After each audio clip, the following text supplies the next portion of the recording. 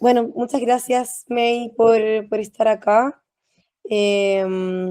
Estamos muy contentos de poder tener esta conversación este día, a muy pocos días de tu venida a Chile.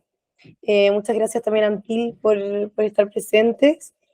Y Antil también es de una organización local de Orgánica Cultural, con la cual estamos colaborando para poder llevar adelante este evento,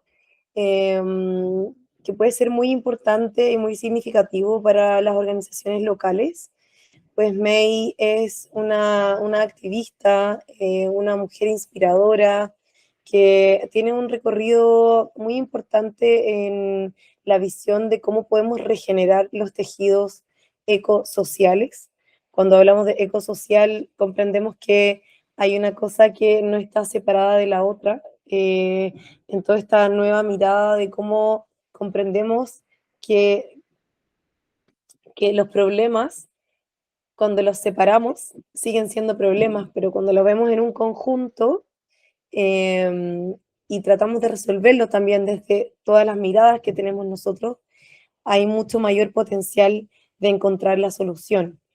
Entonces, desde ese recorrido que ha hecho ella trabajando con comunidades, eh, es que viene hoy día a Chile para poder lanzar su libro acerca de cómo la mirada de las mujeres pueden rediseñar las ciudades, pero también para compartir un taller que se realizará este 24 de enero en Quillota, en Chile, en donde todos los líderes y actores del ámbito ecológico y social están invitados, para poder desarrollar esta mirada en conjunto de los conflictos, de los problemas que tenemos como región y cómo desde nuestros lugares y de nuestras herramientas que tenemos podemos resolverlos. Entonces, con esta gran facilitadora de procesos regenerativos, es que vamos a tener esta jornada y estamos muy contentos de poder tenerla acá. Y esta conversación es para poder comprender un poco más de los contenidos del taller, del contenido del evento y poder escucharla, también conocerla, ¿ya? Así que muy bienvenidos todos. Adelante. Una gran alegría de estar aquí con ustedes. I'm going to speak in English because my ideas are much larger than my vocabulary in Spanish. But I intend to be speaking Portuñol during the day we're going to be spending together. So my conversation with you today will have three movements. I'm going to be talking about why Protagonismo Regenerativo is important right now. And we are going to be exploring what is one collective decision that we need to make in order to advance this incredible mission that our generation has, which is redesign our human presence on the planet. And then I'm going to be bringing some awarenesses that I believe that are already alive in this group, but it's really important that we reaffirm those awarenesses so that we can move on with the work. So let's go to the context. I am convinced that the future of humanity and the biosphere is going to be decided in the cities of the world. When we put all the cities, all the urban environments together, they cover only 4% of the surface of the planet. However, they are responsible for 80% of the global consumption of energy, 75% of carbon emissions, and depending on the region, over 70% of the use of natural resources. So this conversation takes place at the intersection between three mega trends that inform the world we live in. The first one is the rapid, accelerated urbanization of the human population. Today, we're going towards 70% of humanity in 2050, which is around the corner, living in cities. And we build an equivalent of one Paris every 5 days. So this is a mega trend. A mega trend is something that is, without hesitating, is unfolding year after year, decade after decade. The second one is, of course, the imperative of the decarbonization of our lifestyles. And the third one, which is really important, is to acknowledge the repositioning of women in society. So when we put these mega trends together, it becomes clear that ahead of us, we have this incredible design challenge, which is how to redesign our human presence in urban environments, but also in all territories. But before we go to the how, I would like to invite us to make one collective decision and hold 3 awarenesses. The decision is about not using an old map to explore a new territory. The question here is, what if the way we think about the problem is part of the problem? So here we have our generation facing what is called the polycrisis. Is a convergence of multiple crises. However, if we start working from a regenerative perspective, we will let go of this vision of problem solving, of trying to solve one problem one at a time. Many people wake up in the morning and work from 9 to 5, 9 to 6. All that they do throughout their professional life is to try to manage the entropy of failing systems. So here we're letting go of this tendency of resolving problems, and we adopt the notion of potential. Potential grounded in the uniqueness of place, in the bio-cultural-espacial uniqueness of place. There's always more potential in a territory than has been realized.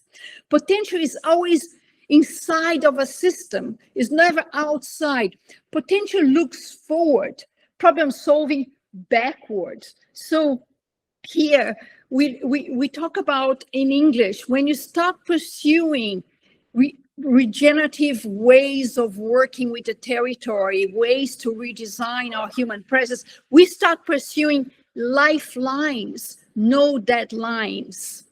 So when we start working with the potential, the first principle is uniqueness of place. What is unique? What is singular? What is unique of this territory where we are now?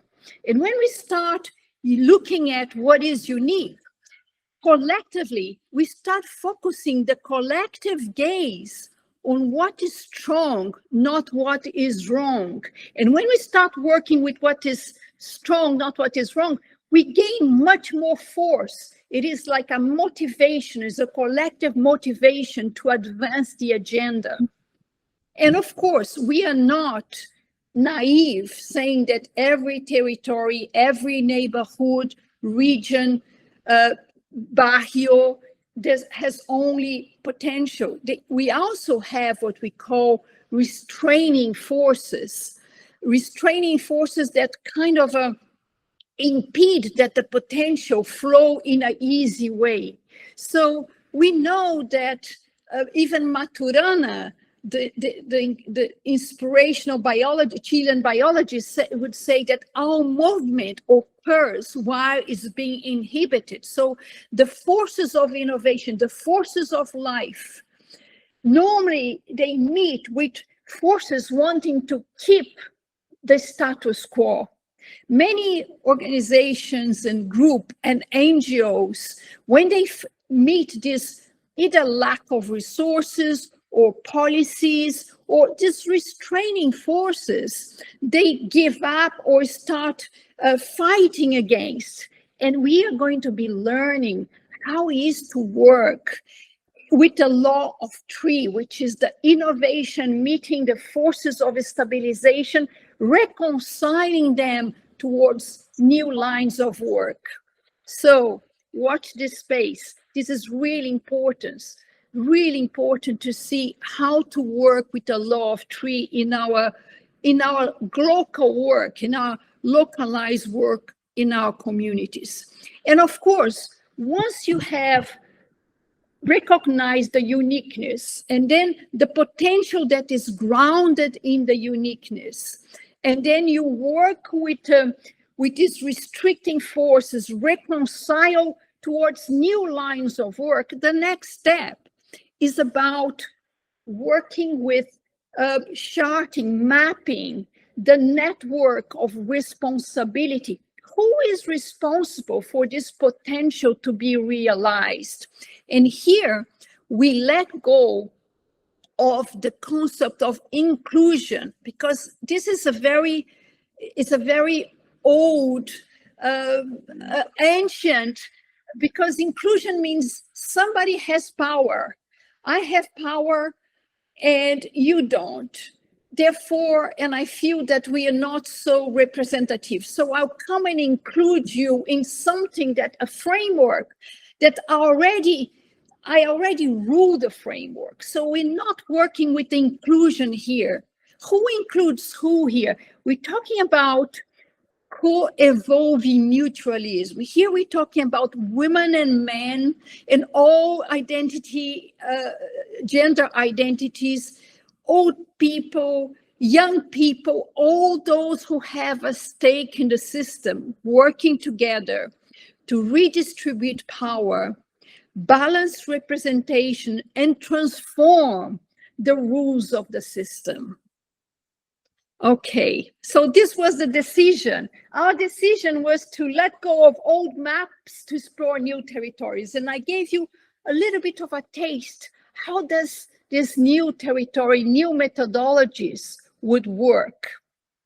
So now to the three awarenesses, because they are really important. You make a decision, but you have to have the framework that supports the decision. And the first one is regarding future scenarios.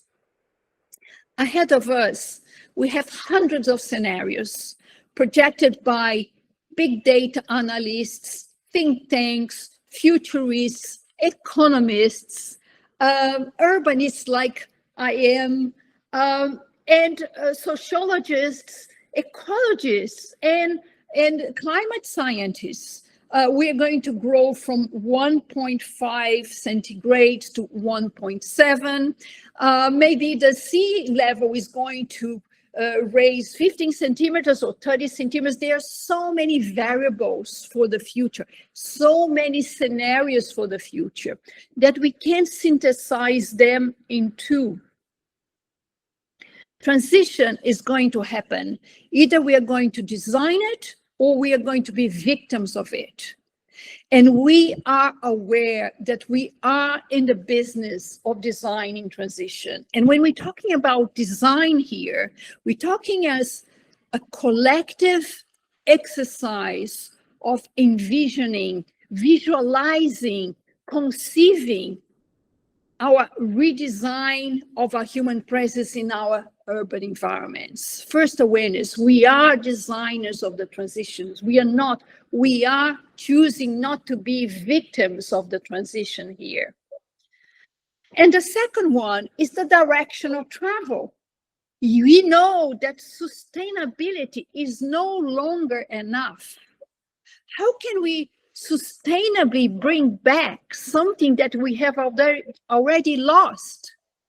Our lifestyles and linear economies had a huge impact in the natural systems that sustain our life. So here we adopting a regenerative direction of travel, which means how are we bringing more life, more vitality, more viability, which is vitality over time to the systems that we are contributing.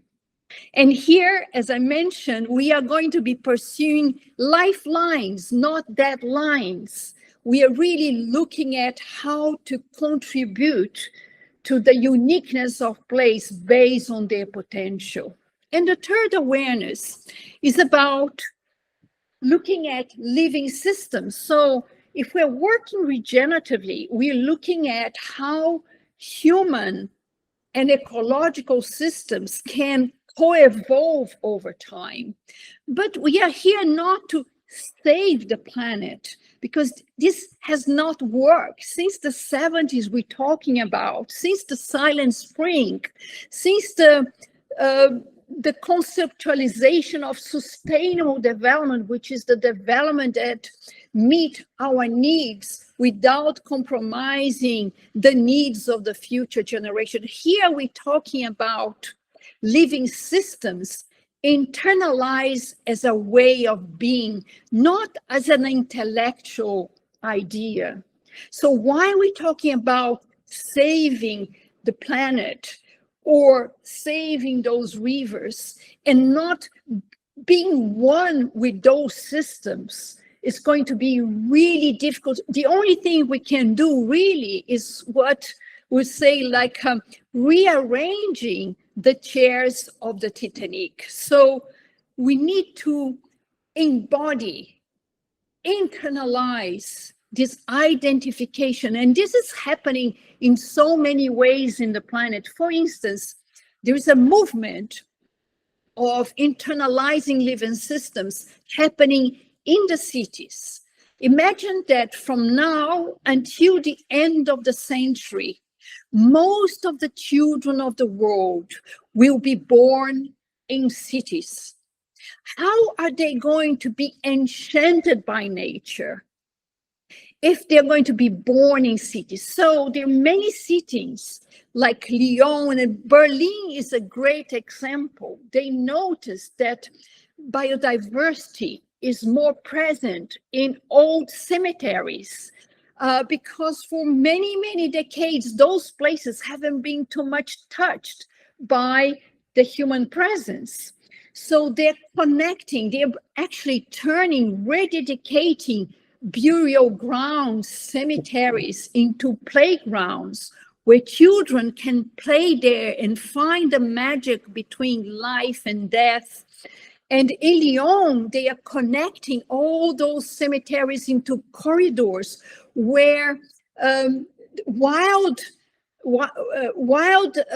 beings could connect and walk through the corridors. And it's really important that connecting all those places of wilderness so that life can move through urban systems, but also providing an experience for people of all ages, from young age to old age, to be enchanted by nature within the city. We believe that from 0 to 7 years old is when kids really create the values that will inform the rest of their lives.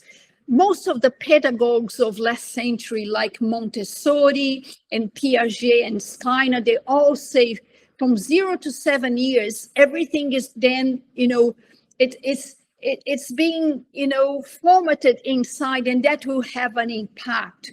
So from 0 to 7 years, we want to create spaces in cities, in communities, where children can be enchanted by the ladybird, by the bee, by all, so that when they become adolescent, they are not going to be trashing the park. And when they become adults, they will not have any desire to control nature because they have been enchanted. They have cultivated biophilia. Bio is life, philia is love. Love for life, love for nature. So here is one of the ways of applying creating conditions for the internalization of the living systems for children, for adolescents, and for adults in every city. So the other example I want to bring when you talk about designing regeneratively is about unleashing the bio-cultural-espacial potential of place. How is happening this? I'll give you the example of London. London, for instance, they have noticed there are many corners of the streets that were being abandoned, and they don't have enough budget or people to keep caring for all the corners of the street. So they, together with the residents, with the associations, they start turning those corners in what they call pocket parks. Those women that I have been working with and communities that I've been working with, they say the health and the sense of belonging of every community is proportional to the availability of places for you to meet and be together with your neighbors, not having to spend money to socialize. So this is a way of cities, identifying how they can co-create, co-evolve places of belonging where people can spend time together without having to invite somebody to buy a coffee or eat a cake or go out for lunch, just to be together and deepen the sense of belonging. And when you deepen the sense of belonging, it's completely connected with the sense of caring. You only care for places that you belong. And when you start belonging, you start caring. And then this let go of the need of the municipality to resolve, or the local authority to resolve all your problems. So friends, I would say that there are much more that I can tell you, but right now is a little bit of a taste, and maybe come to this point that when we start identifying the potential within different communities and barrios and territories, and we work with the restraining forces, it's very possible that what the potential does not to be dependent on huge sums of money and big infrastructural projects. Maybe, and it is in my experience, we are about to find leverage points, puntos de apalancamiento in Spanish, which are small places in a complex system where a small shift in one thing can produce big changes in everything. And we are going to be working on that.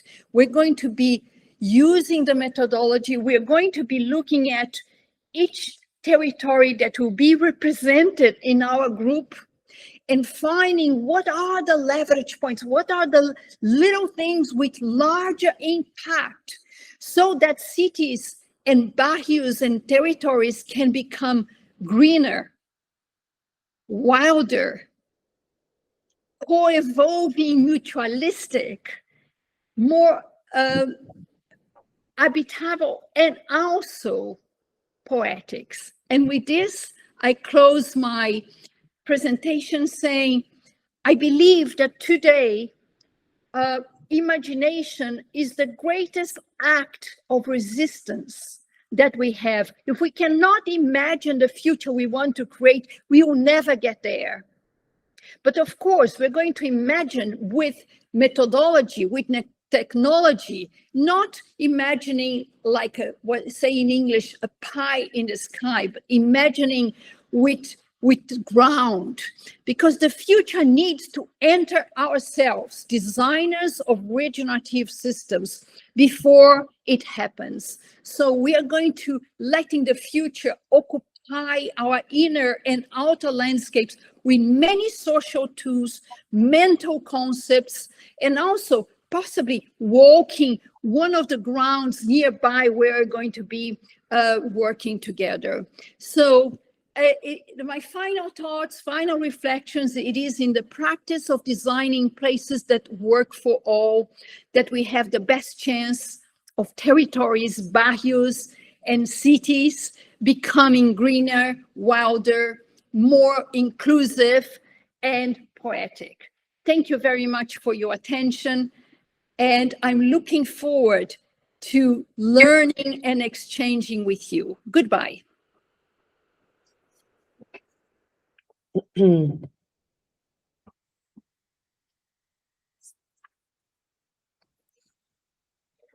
Muchas gracias, May, por tu presentación. Hay mucho trabajo por hacer. Hay también muy buena inspiración. Sabemos que alrededor del mundo hay muchos ejemplos de comunidades o personas que han sido semillas de procesos que han sido muy significativos para la naturaleza o para personas que necesitaban sentirse incluidas. Y así alrededor del mundo tenemos muchos ejemplos y nos encanta ver lo que está pasando en Londres, en Alemania, y quizás también en muchos otros lugares del mundo a través de lo de los cementerios y cómo recuperar estos espacios. Creo que tenemos la fortuna de vivir en un país que aún tiene mucha naturaleza. Tenemos mucha montaña, donde tenemos mucha costa, y hay nuevos lugares que comienzan a aparecer también con el cambio climático y con el cambio del mismo paisaje, ¿no? Y estamos en esa pregunta, yo creo, como, ¿cómo es que podemos hacer que Chile, que nuestras ciudades, que nuestro proceso de urbanización sea también parte de ese paisaje, ¿no? Cómo el avance de el desarrollo económico de nuestro país va de la mano con el desarrollo de la naturaleza también, con la protección de lo que tenemos. Y yo creo que hay una pregunta también que nos hace como quizás como salir del tarro, ¿no? Salir de la estructura en la que siempre estamos, que es cómo podemos pensar cómo la naturaleza lo hace, para mirar esto, ¿no? Como la forma en que estamos pensando el problema quizás es el problema mismo, ¿no? Y entonces ahí viene mi pregunta, y no sé si Antil quieres sumarte a esto o haces una pregunta después, que es, ¿qué tipo de procesos han sido los más, no sé, como brillantes y dignos de compartir, en los cuales has ayudado a que grupos de personas o las personas puedan mirar o puedan pensar fuera de la caja para poder pensar más como la naturaleza? A ver si nos cuentas un poco de lo que va a suceder también en el taller con respecto a eso. So you're right. We are nature. We are nature. Not thinking like nature. We are nature. And to save and be in Chile to protect nature is already not the right approach, because we're not here to protect. We are here to design, to co-evolve with nature, because we are evolving. And when I talk about, and I don't talk about only this dichotomy of humanity and nature, I talk about the bio-cultural-espacial, because right now the spatial is the built environment. Remember, I was talking in the beginning, we cover all the cities of the world, including the Chilean cities, the big cities, the mega cities. We put everything, it's only 4% of the surface of the planet. 96 is something else. So it's like, how to redesign within this 4% that consume 80% of the energy and emit 75% of the carbon emissions. The potential is already completely concentrated. However, there is not one way of doing that. The way to do that is to go to the place, walk with the people, listen to the people, and listen to what is there, what is strong, not what is wrong, what remains. How was the place before city came? How was the place? What holds the memory, and how we can build or co-evolve? The question is like how to co-evolve, not to protect. This is the wrong way, saying that our footprint was too big and now we need to protect the system. No, how are we going to co-evolve? We don't go backwards, we go forward. And when we do this, like every decision we're making, every decision, from how am I going to wake up in the morning and buy my bread? Am I going to take my car to buy a bread?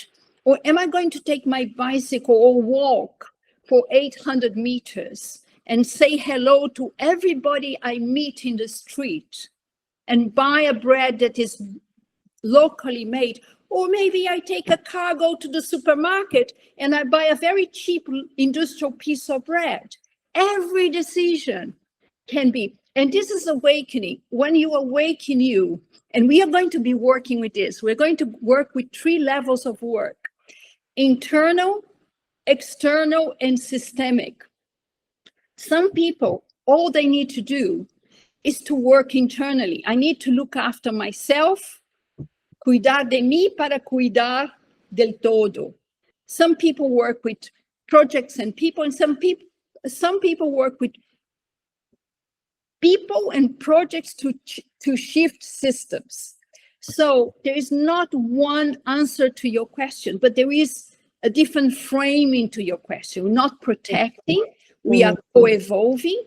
There is not one way of doing. The way of doing emerges from the locality. And when you look at the locality, you work with the bio, the cultural, and the spatial together and start co-evolving in every decision you make. Muchas gracias. Sí, va haciendo sentido, ¿no? ¿Qué dices tú, Antil? Estás en silencio.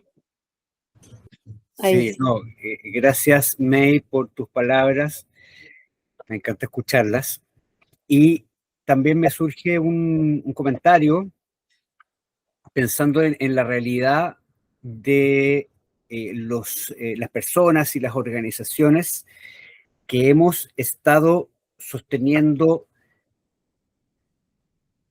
procesos de impulsar el desarrollo sostenible y regenerativo de nuestras localidades, sobre todo acá en Chile y particularmente en la región de Valparaíso, en Limache y en Quillota, ¿ya? Y donde en las últimas 20 años, ha nacido un movimiento ciudadano muy potente para impulsar, por una parte, defensa del patrimonio natural, impulsar nuevas visiones de cómo pueden ser nuestras ciudades y también defendiendo la naturaleza y el patrimonio y la identidad y la comunidad de proyectos extractivistas, ¿no? Como una termoeléctrica que trató de instalarse en Limache y que gracias a la oposición de la comunidad se logró parar. Y también defender el patrimonio natural y urbano de Limache, también de el impulso del interés inmobiliario, ¿no? De las empresas que quieren poner edificios y transformar la identidad y la forma de vivir de acá. Y también la comunidad se movilizó muy fuertemente para defender esta forma de vida que hay en Limache. Entonces, uniendo cultura con cuidado de la naturaleza y también cuidado de la comunidad. Entonces, mi pregunta, después de, y también con Catalina, hemos estado compartiendo también en todo este proceso estas visiones, tratando de organizarnos, ¿no es cierto? Catalina ha estado impulsando el movimiento en transición en Chile, también con otras personas, ¿no es cierto? Las personas que están en la escuela El Manzano, los municipios en transición, que hay otro amigo que también está impulsando eso.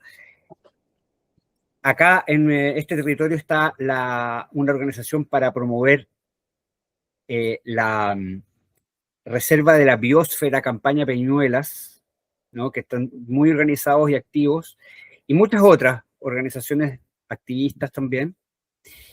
Entonces, la pregunta hoy día es más bien cómo hoy día tú ves el contexto actual, ¿no? En los desafíos actuales en relación al escenario actual que tenemos, donde se ha acentuado de alguna manera las condiciones de desastre ecológico. Vemos que los intentos de organizarse de manera internacional también no han dado los frutos necesarios, como por ejemplo la reunión, la COP, las conferencias de las partes, ¿no es cierto?, de la ONU. Y también vemos un cambio de sensibilidades políticas muy fuerte, ¿no es cierto?, donde incluso se está negando el cambio climático, por ejemplo, ¿no es cierto? Y sobre todo después de la pandemia hay toda esta cultura de la nueva derecha, digamos, que niega al fondo el cambio climático, le quita valor a la necesidad de generar cambios en términos de la inclusión de la mujer en la sociedad, y una serie de valores que promueve el movimiento ecológico regenerativo. Entonces, ¿cómo ves tú hoy día que el escenario, digamos, complejo en el que estamos?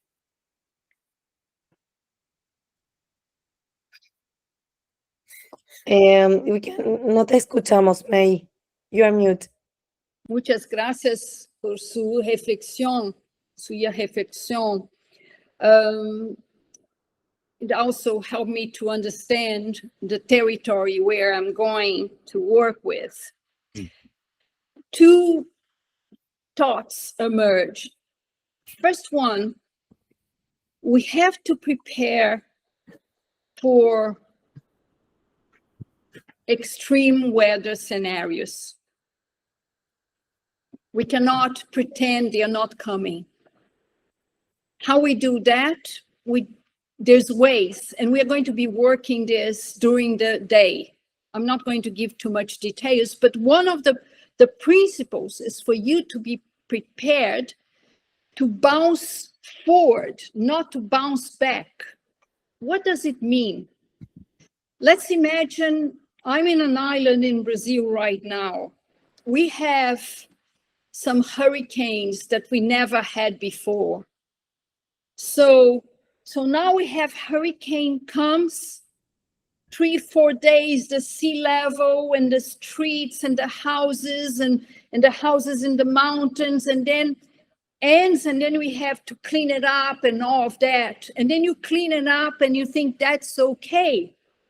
No, you have to use that to start thinking how to bounce forward, how you're going to prepare even further. Not for the next one. The next one may be even stronger. So when it's not about, pretending that this is going to pass, but bounce forward. And we have many principles how to bounce forward, not to bounce backwards. How do we say bounce forward and bounce backwards in Spanish? Yeah, eso te iba a pedir que pudieras traducir esos dos términos. ¿Cómo ir hacia adelante y no hacia atrás? Okay. Es mirar hacia el futuro, básicamente, y no estar lamentándote por el pasado también. Yeah, sí. But check there, what does it mean? Because it's not about futuro or passado, is more, is bouncing back, is taking the impact, because when you have the impact of something that you don't expect in the system, you go back, because it came an impact, you go back. So for instance, I've been working with communities, working with their food sovereignty in the Sahel region. Sahel is the Sahara back in Senegal, for many, many years, in Zambia, for the many years of working, of building the humus of the soil that became desertic, and you build the soil and save seeds and build the capacity for working with the winds, with the monsoons and all that. Decades of work to build new local food systems. Then you come with 6 months of heat wave, everything dies.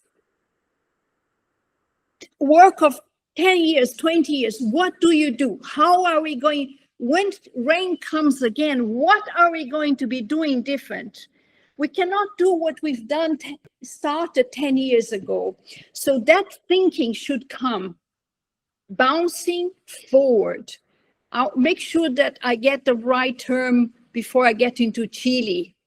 It's not bounce back and then come back where you were before. No, you go back and then you go forward and become more resilient, stronger.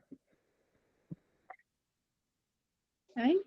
This is the first thing. And the other one is about these movements that you talked, that so many layers of movements of protecting the natural area, the patrimony, the cultural.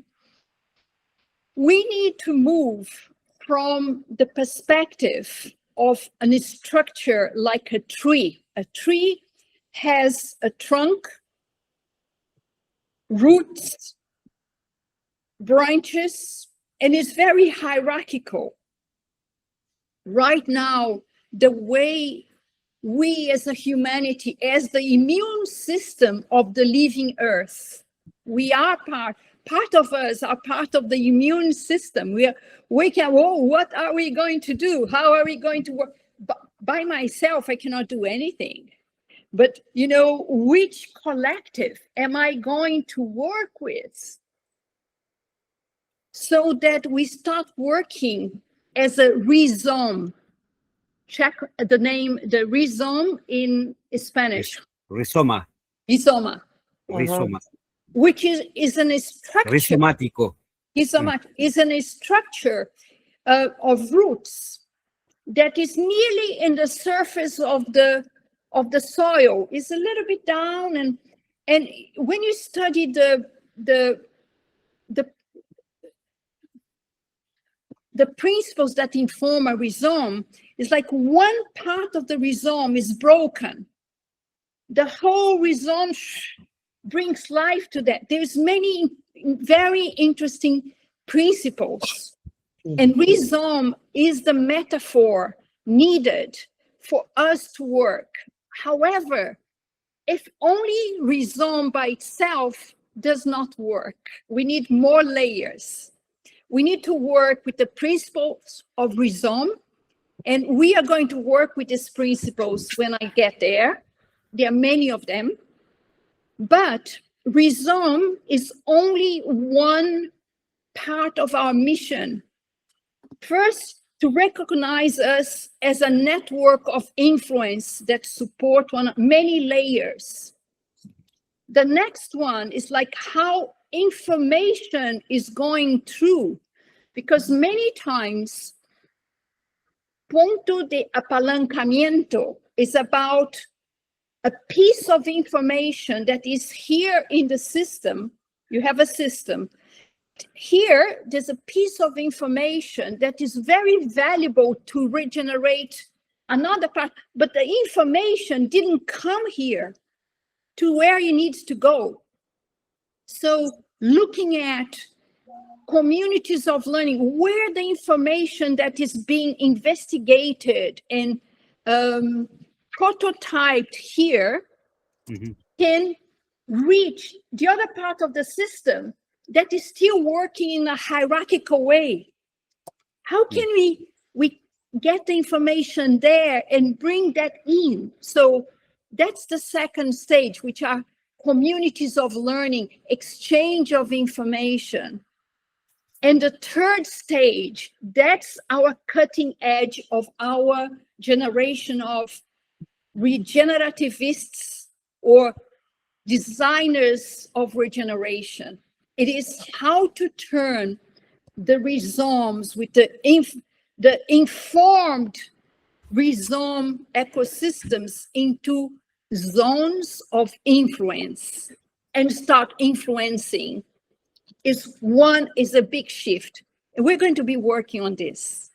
Hopefully, together, we create spaces, because this is not somebody like me coming and saying, oh, this is. No, it's creating the space for the dialogue. It's me asking you questions, and the system itself self-reflecting and coming up with the answers. My role there is to mirror the potential that only you know where it is, not me. Thank you very much for your attention for this conversation. I'm looking forward to continue this conversation when I get there on the 24th of enero. Gracias. Thank you. Thank you, May.